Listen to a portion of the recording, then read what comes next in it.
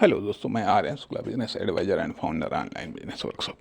मित्रों, हम बात कर रहे थे कि रीजन ऑफ फेलियर की, अर्थात कॉमर्शियल फेलियर क्यों, कब, कैसे, इस पर हम बात कर रहे थे। हम इसी बात को हम आगे जारी रखना चाहेंगे कि जैसा कि हम पिछले भाग में बता रहे थे कि जो मेन वर्कर है कि उसे जब हेल्पिंग वर्कर की आवश्यकता होती है तो उसको चाहिए ऐसा वर्कर जो एक्सपर्ट हो, आज्ञाकारी हो, वफादार हो, ईमानदार हो, मेहनती हो। ये जब उसको नहीं मिलता है तो सबसे पहले वह टैलेंट से समझौता करता है। मतलब साथ ही साथ वो सस्ता भी हो। पहले तो सस्ते के मामले में आता है और इसके विपरीत जो दूसरे होते हैं, जो कॉमर्शियल सक्सेस वाले होते हैं, जो बड़ी बड़ी फर्म, दुकान, कंपनी कह लीजिएगा, उनमें पहली बात तो ये होती है कि वो सस्ते पर गौर नहीं करते हैं।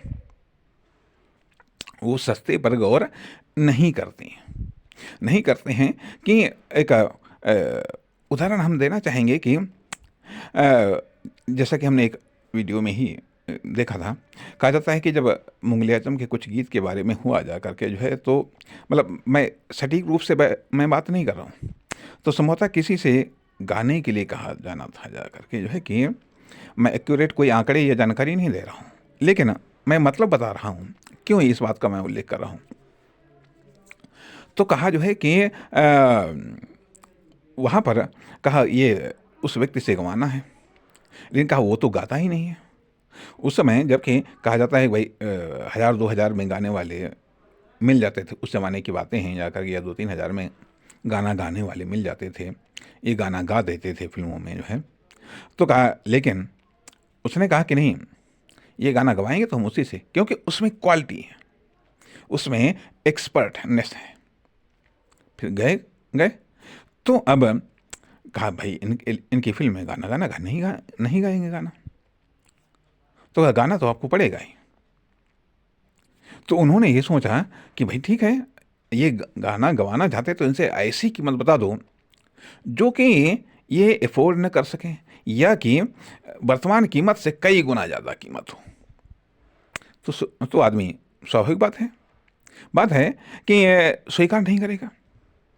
उन्होंने उस जमाने में 50,000 बताए जा करके जो है, सत्य है या असत्य है मैं नहीं कहता, जो कि वर्तमान रेट से कई गुना ज़्यादा, शायद 10-5 गुना ज़्यादा था, 10-15 गुना ज़्यादा था रेट है। लेकिन वो इस बात के लिए तैयार हो करके गए थे कि जब हम क्वालिटी के पास में जा रहे हैं, जो कि यहाँ की टॉप क्वालिटी है, तो उसकी डिमांड भी टॉप होगी। यदि हमारे लिए वो अप्रत्याशित है, तो अगर काम करेगा तो किसी न किसी अप्रत्याशित रिटर्न पर ही जब उसने कहा 50,000, तो कहा ये एडवांस। मतलब सोच विचार करने के लिए उस समय तो डिसीजन लेना था, सोचने विचारने का काम तो पहले था।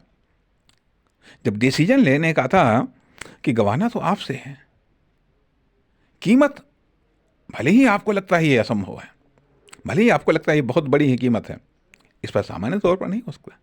अब यही कारण होता है कि उसने रेट में कंप्रोमाइज नहीं किया। जब रेट में हम कंप्रोमाइज करते हैं तो क्वालिटी में कंप्रोमाइज करना या एक्सपर्ट के रूप में कंप्रोमाइज करना हमारी मजबूरी बन जाती है। एक कम रेट पर टॉप क्वालिटी मिल जाए बाई चांस, ठीक है। तो कहने का अर्थ यह कि अब जो टॉप सक्सेस हैं उनके पीछे एक कारण यह भी होता है कि वो जब रेट से, कीमत से कंप्रोमाइज नहीं करते, जब कीमत से वो कंप्रोमाइज नहीं करते हैं, तो उनके पास में टॉप टैलेंट आता है, हेल्पिंग वर्कर के रूप में टॉप टैलेंट आता है। यहाँ पर कीमत से कंप्रोमाइज़ कर लिया गया, तो टैलेंट अपने आप में डाउन हो गया। ठीक है, टैलेंट अपने आप में डाउन हो गया। अब बात आती है कि मेहनती की।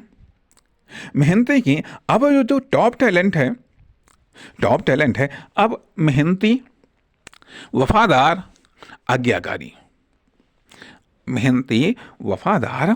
आज्ञाकारी, ये सिरदर्द उसका नहीं रह गया।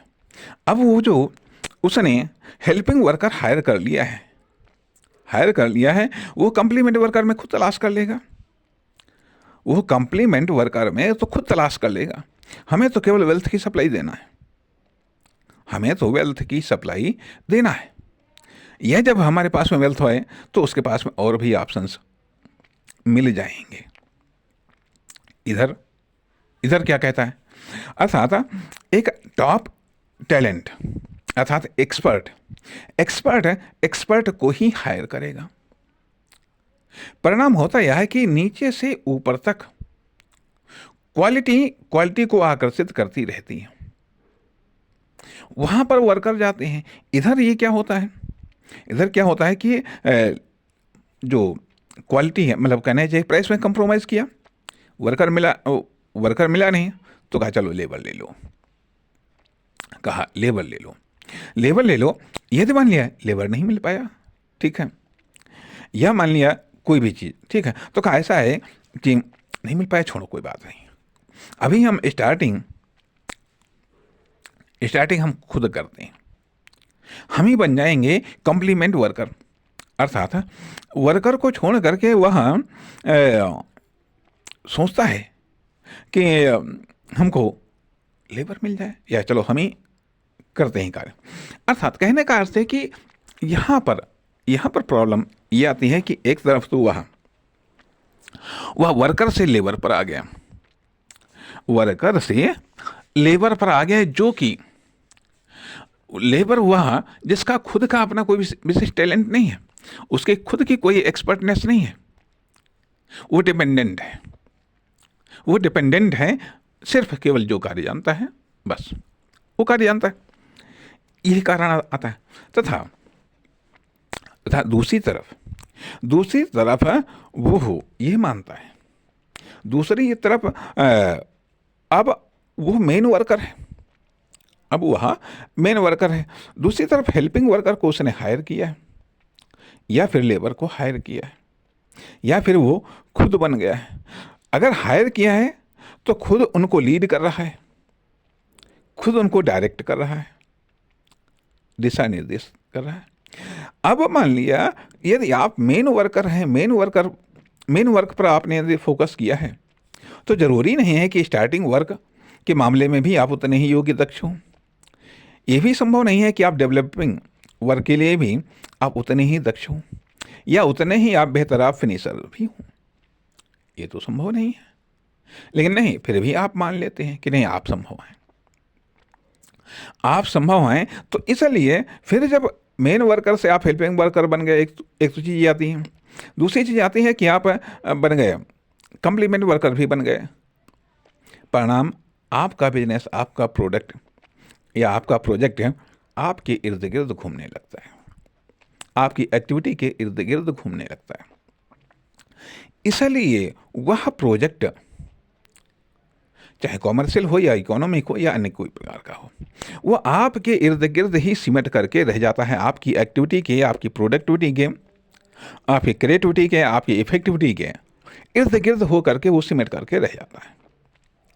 इसलिए यह है, इस प्रकार से ये कह लीजिएगा कि लिमिटेड प्रोजेक्ट या सीमा में रहने वाला प्रोजेक्ट या सीमित प्रोडक्ट या प्रोजेक्ट जनरेट होता है, क्रिएट होता है, ठीक है, फिर इसको डेवलप किया जाता है। उसके लिए फिर अर्थात अब इस प्रोजेक्ट को डेवलप किया जाता है, उसके तरीके दूसरे हैं, ठीक है। दूसरी तरफ क्या होता है कि यह एक पुअर लेवल पर हम मान लेते हैं इसको। दूसरे लेवल पर क्या होता है, जब आप लेबर को हायर करते हैं, आप अपनी योग्यता या क्षमता के आधार पर उसको लीड करने का प्रयास करते हैं। लीड करने का प्रयास करते हैं, तथा अब उसकी कुछ अपनी, ठीक है, योग्यता दक्षता हुआ, लेकिन एक्सपर्ट वो नहीं है, ठीक है, योग्यता दक्षता हुआ, इससे कुछ बेटर। जब आप साधन और संसाधन उनको इस्तेमाल करते हैं तो धीरे धीरे आप खुद कुछ सीखते जाते हैं, बढ़ते जाते हैं। तो परिणाम कि पहले की अपेक्षाकृत थोड़ा सा और डेवलपमेंट होता है, थोड़ा सा और डेवलपमेंट होता है, डेवलपमेंट होता है, क्योंकि लेबर हैं और उनमें भी तमाम प्रकार के डाउट, पता नहीं ये ईमानदार हो या ना हो, पता नहीं मेहनत करता है या नहीं करता है, या मान लिया आज्ञाकारी है या नहीं, आज्ञा का पालन करता है या नहीं करता, तमाम प्रकार के डाउट वगैरह ये सब चीज़ें होती रहती हैं। इसलिए आप वहीं पर अपने आंखों के सामने ही सब कंट्रोल करके ये सब करना चाहते हैं जा करके, ठीक है। तो परिणाम, अब आपका जो मेन वर्क है वो तो छूट गया जा करके आप डेवलप करने के चक्कर में पड़ गए, आप स्टेब्लिश के चक्कर में पड़ गए, स्टेब्लिशमेंट के चक्कर में पड़ गए। परिणाम वो चीज़ आपकी छूट गई जा करके। अब आप एक तरीके से सेकंड वर्कर बन गए जा करके, सेकंड वर्कर अर्थात हेल्पिंग वर्कर बन गए जा करके, ठीक है। हेल्पिंग वर्कर बन गए जा करके, कहने का अर्थ यह, एक एक्सपर्ट आपको वर्क फ्री कर सकता है, ध्यान दीजिएगा, एक एक्सपर्ट ही आपको वर्क फ्री कर सकता है, टेंशन फ्री कर सकता है, टेंशन फ्री कर सकता है, और ऑप्शन दे सकता है, और ऑप्शन दे सकता है, बेटर ऑप्शन दे सकता है, बेस्ट ऑप्शन दे सकता है, ठीक है, एक एक्सपर्ट। लेकिन एक वर्कर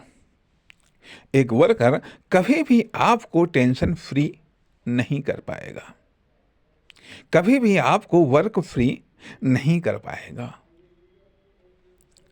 और ऑप्शन यदि देगा, बड़े ही लिमिटेड ऑप्शन देगा, बड़े ही लिमिटेड ऑप्शन देगा। यदि आप ही हैं वर्कर, आप ही हैं कंप्लीमेंट वर्कर, हेल्पिंग वर्कर, तो आप कभी भी खुद को वर्क फ्री नहीं कर पाएंगे, कभी भी खुद को टेंशन फ्री नहीं कर पाएंगे, और कभी खुद के लिए ऑप्शन क्रिएट नहीं कर पाएंगे, या बाय चांस कोई ही ऑप्शन क्रिएट हो जाए तो क्रिएट हो जाए, नहीं तो नहीं कर पाएंगे। इसके विपरीत क्या होता है? इसके विपरीत क्या होता है कि जो टॉप लेवल सक्सेस का, टॉप सक्सेस फार्मूलास, वो क्या होता है, उसमें ये कहा जाता है कि भाई उन्होंने रेट से कम, मतलब आपके पास में जो आपकी कैपिटल है या आपकी वेल्थ है वो तो किसी हद तक सुरक्षित रहेगी, ठीक है, लेकिन जो डेवलपमेंट है, प्रोग्रेस है, वो असुरक्षित हो जाएगा। दूसरी तरफ पैटर्न किया जाता है, वेल्थ है, ठीक है, वेल्थ से कंप्रोमाइज़ करना नहीं है, पर टॉप एक्सपर्ट उसके पास में। अब जो मेन वर्कर है, जिसने इमेज किया है, जिसने जनरेट किया है, वो उसको ये टॉप वर्कर, मतलब कहना ये चाहिएगा कि टॉप एक्सपर्ट, ठीक है, उसको फ्री कर देते, वर्क फ्री भी कर देते हैं, टेंशन फ्री भी कर देते हैं, और मोर ऑप्शंस जनरेट करते रहते हैं, ठीक। दूसरी तरफ वो टैलेंट को आकर्षित करते हैं, टैलेंट को हायर करते हैं, अर्थात ये कह लीजिएगा main talent, helping talent, complement talent, ठीक है, मेन टैलेंट, हेल्पिंग टैलेंट, या कह लीजिएगा main expertness, helping expertness, complement expertness, जो कुछ भी है एक्सपर्ट। सेकंड नंबर पर वो टैलेंट को हायर करते हैं, अर्थात नंबर 1 पर तो एक्सपर्ट पर, दूसरे नंबर पर वो टैलेंट का यूज़ करते हैं, तीसरे नंबर पर रिजल्ट मेकिंग कैपेसिटी का यूज़ करते हैं, वो रिजल्ट मेकिंग कैपेसिटी का यूज़ करते हैं। 3 चीज़ों के बाद में चौथी चीज़ पर वो जाते नहीं हैं, 3 चीज़ों के बाद में चौथी चीज़ पर वो जाते नहीं हैं। रिजल्ट मेकिंग कैपेसिटी, अर्थात उस वर्कर को या उस वर्कर को हायर करते हैं या तो उसके पास में रिजल्ट मेकिंग कैपेसिटी हो, या फिर उसके पास में टैलेंट हो, या फिर वो एक्सपर्ट हो, या फिर वो हो एक्सपर्ट हो। ठीक है। तथा दूसरी तरफ क्या होता है कि जो ये लोग लेबर को हायर करते हैं, ठीक है, लेबर को हायर करते हैं, वो उसके पास में एक्सपर्टनेस होती नहीं है, टैलेंट होता नहीं है, रिजल्ट मेकिंग क्षमता होती नहीं है। हाँ होती है, लेकिन एक ये कहिएगा, देखिए एक्सपर्ट मतलब वर्कर, लेबर और आप खुद तीन श्रेणी आती हैं। सबसे अपर लेवल वर्कर की आती है। वर्कर के पास में जो होता है कि एक्सपर्टनेस या टैलेंट या फिर रिजल्ट मेकिंग कैपेसिटी, वो टॉप क्लास की आती है। मिडिल क्लास में वर्कर आता है। वर्कर के बाद में जो कुछ भी होता है थोड़ा सा मतलब दक्षता, योग्यता कह लीजिएगा। दक्षता तो वर्कर में आती है, यहाँ पर योग्यता होती है। योग्यता होती है, क्षमता होती है, ठीक है, योग्यता होती है। और जो खुद आता है उसके पास में न तो दक्षता होती है, न योग्यता होती है, सिर्फ मेहनत होती है। वो मेहनत ज़्यादा कर सकता है। आप खुद के प्रोजेक्ट के लिए सबसे अधिक मेहनत कर सकते हैं। दूसरे के पास में योग्यता होती है और तीसरे के पास में जो वर्कर है उसके पास में एक्सपर्टनेस होती है। वो एक्सपर्ट को हायर करता है, टैलेंट को हायर करता है, रिजल्ट मेकिंग क्षमता को हायर करता है। दूसरी तरफ जिसके पास में योग्यता होती है वह योग्यता को कम हायर करता है या थोड़ा बहुत योग्यता को हायर करता है। ऐसी योग्यता को हायर नहीं करता जो उस पर सवाल खड़ा करें, ठीक है। दूसरी चीज कि रिजल्ट मेकिंग क्षमता अपेक्षाकृत कम होती है, उसको प्राथमिकता नहीं देता है, क्योंकि फिक्स चाहिए उसको, ये फिक्स उसको मिलना होता है, ठीक है। जो परिणाम है वो डाउट वाला होता है। तीसरी तरफ जो खुद होता है उसके पास में न तो दक्षता होती है, न योग्यता होती है, बस केवल क्षमता होती है। क्षमता के आधार पर वो मेहनती होता है, वो मेहनत करना जानता है। वो यही जानता है कि हाँ मेहनत से ही कामयाबी मिलती है। वह यही जानता है कि मेहनत से ही कामयाबी मिलती है, लेकिन वो ये नहीं जानता कौन सी मेहनत, किस प्रकार की मेहनत, जिसके कारण उसके पास में ऑप्शन डेवलप नहीं हो पाते हैं, जिसके कारण उसके पास में स्कोप और स्पेस डेवलप नहीं हो पाता, ठीक। ये पैटर्न आ गया रीजन ऑफ फेलियर्स में।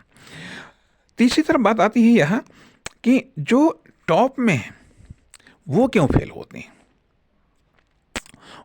जो टॉप में हैं वो क्यों फेल होते हैं, या जो बड़ी बड़ी कंपनियां हैं वो क्यों फेल होती हैं, उसका एक कारण हम यहाँ पर बताना चाहेंगे। एक तरफ जो मेन वर्कर है, जिसने देखा है, क्या देखा है, जिसने इमेज किया, कल्पना की है, ठीक है, उसने प्रारंभिक कार्य किया जिसको हम प्रवर्तक बोलते हैं, ठीक है, उसने कंपनी की रूपरेखा बनाई जा करके जो कुछ भी किया, ठीक है। उसके बाद में क्या होता है कि यदि मान लिया कि वो उसका मेन वर्कर रहा तब तो बात ठीक है। अगर मेन वर्कर वो न रहा या उसको मेन वर्कर न रखा गया तो मेन वर्क करने लगते हैं हेल्पिंग वर्कर। और जब हेल्पिंग वर्कर मेन वर्क करने लगते हैं तो अर्थात उनका वर्क दो भागों में डिवाइड हो जाता है। जब यहाँ पर ध्यान दीजिएगा कि जब मेन वर्कर जिसने कंपनी का कोई प्रवर्तन किया है, जिसने कंपनी की स्थापना की है, बड़े प्रोजेक्ट की जिसने स्थापना की, जिसने कल्पना की, ठीक है, वो जब बाद में नहीं रहता है, चाहे वह खुद अलग हो जाए या उसको अलग कर दिया जाए उस प्रोजेक्ट से, जो फर्म दुकान कंपनी के रूप में हो सकता है, ठीक है, तो परिणाम ये होता है कि जो हेल्पिंग वर्कर अर्थात जो ने हेल्पिंग वर्कर को हायर किया है, उनसे से वो अलग हो जाता है या वो उनको अलग कर देते हैं। तो वो जो हेल्पिंग वर्कर हैं, जिनका काम था हेल्पिंग वर्क करना, अर्थात चाहे वह स्टार्टिंग वर्क हो, चाहे वह डेवलपिंग वर्क हो, चाहे वो फिनिशिंग वर्क हो, ठीक है, चाहे जिसके लिए भी वो हेल्पिंग वर्कर के रूप में रखे गए हैं, चाहे स्टार्टिंग हेल्पिंग वर्कर हो, चाहे वह डेवलपिंग हेल्पिंग वर्कर हो, या फिर हो फिनिशिंग हेल्पिंग वर्कर, ठीक है। अब जब मेन वर्कर को अलग कर दिया गया या मेन वर्कर अलग हो गया या उन्होंने मेन वर्कर से खुद को अलग कर लिया, तब क्या होता है, अब वहाँ पर मेन वर्क करना तो बंद हो जाता है। मेन वर्क अर्थात मेन वर्कर स्कोप जनरेट करता है, स्पेस जनरेट करता है, अर्थात टॉप क्लास का स्पेस, टॉप क्लास का स्कोप और टॉप क्लास के ऑप्शन को जनरेट करता है, क्रिएट करता है, ठीक। वो चीज़ तो हट गई जा करके जो। अब जो हेल्पिंग वर्कर है उसका कार्य दो भागों में डिवाइड हो गया, एक तरफ हेल्पिंग वर्क, दूसरी तरफ में मेन वर्क। अब जब दो भागों में डिवाइड हो गया हेल्पिंग वर्क और मेन वर्क, अब पूरा फोकस न वो हेल्पिंग वर्क पर कर रहा है, न वह मेन वर्क पर कर रहा है। तो ये सोचता है कि हेल्पिंग वर्क अगर वो नहीं करता है तो उससे इकोनॉमिक लॉस जा रहा है, उससे सक्सेस लॉस हो रहा है, ठीक है, उससे सक्सेस लॉस हो रहा। आगे ऑप्शन क्यों, कुछ समय के लिए तो उसने ऑप्शन बनाए ही नहीं, कुछ समय के लिए तो उसने स्कोप दिया ही है मेन वर्कर ने। तो इसलिए यहाँ पर उसको इकोनॉमिक लॉस, सक्सेस लॉस या बिजनेस लॉस दिखाई देता है। तो वह मेन वर्क को छोड़ देता है, मेन वर्क में कंप्रोमाइज़ कर लेता है, हेल्पिंग वर्क पर फोकस करता है। कुछ समय तक तो ठीक रहता है, कुछ समय तक, अर्थात जो ऑप्शन, जो स्कोप या जो स्पेस उस मेन वर्कर ने जनरेट किया है, क्रिएट किया है, वहाँ तक तो ठीक है। या मान लिया थोड़ा बहुत फोकस किया, हेल्पिंग वर्कर ने मेन वर्क पर फोकस किया, थोड़ा बहुत किया जा करके, लेकिन आगे चल करके ना तो उसको पास में ऑप्शन मिलते हैं, ना उसको स्कोप मिलता है, ना ही उसको स्पेस मिलता है, कास्ट ऑफ सक्सेस को बचा लेता है, ठीक। ये धीरे धीरे इसकी शॉर्टेज होने लगती है, फिर वो सोचता है कि आखिरकार अब हम मेन वर्क करें, कहाँ, कैसे स्कोप मिलेगा, कैसे स्पेस मिलेगा, कैसे ऑप्शन मिलेंगे। अब यहाँ से यदि अब हेल्पिंग वर्क को छोड़ रहा है, मेन वर्क पर जा रहा है, तो हेल्पिंग वर्क से फिर वहीं लॉस शुरू हो जाता है, सक्सेस लॉस, कॉमर्शियल लॉस, या फिर सेल्स या बिजनेस लॉस, मतलब ये स्टार्ट हो जाते हैं। परिणाम कि न तो वो ढंग से हेल्पिंग वर्क कर पा रहा है, ना ही वह मेन वर्क कर पा रहा है, इसलिए दुविधा में दोनों हो गए, माया मिली न राम। परिणाम अगर मान लिया वो चीज़ नहीं मिल पाती हैं, स्कोप, स्पेस और ऑप्शन नहीं मिल पाते हैं, तो ये मतलब कहना चाहिएगा कॉमर्शियल लॉस या फिर सेल्स लॉस या फिर इनकम लॉस या इन्वेस्टमेंट लॉस या सक्सेस लॉस को बचा करके भी बच नहीं पाता है, जिसके कारण बड़े बड़े प्रोजेक्ट फेल हो जाते हैं, कारण क्योंकि वो उससे अलग हो गए हैं, इसलिए अर्थात जिस मात्रा में ये जिस बॉडी के साथ में वो स्टार्ट हुए वो मतलब उस अनुपात में वो डेवलपमेंट नहीं कर पाते, उसका कारण ये होता है, ठीक है। और आगे हम बात करना चाहेंगे अगले भाग में। नमस्कार, धन्यवाद।